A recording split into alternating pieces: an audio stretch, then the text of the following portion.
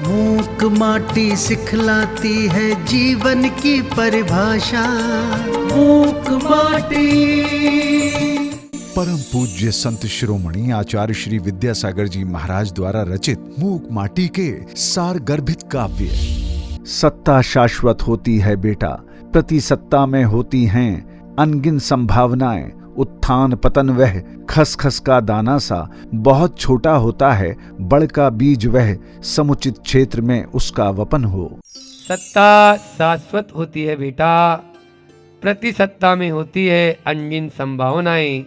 उत्थान पतन की वह खसखस का दाना सा, बहुत छोटा होता है बड़ का बीज वह, समुचित क्षेत्र में उसका वपन हो।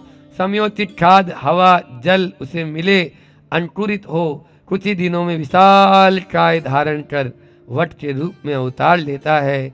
यही इसकी महत्ता है। सत्ता शाश्वत होती है, सत्ता भास्वत होती है बेटा।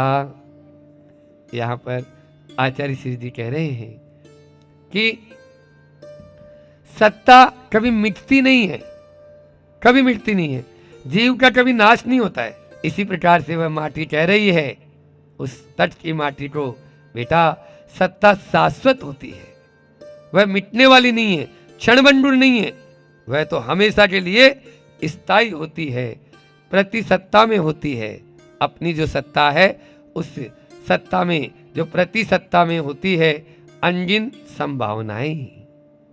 हमारी अभी जो ये प्रति है, इस सत्ता में से मतलब इसको बोलेंगे अपन कॉपी, है ना।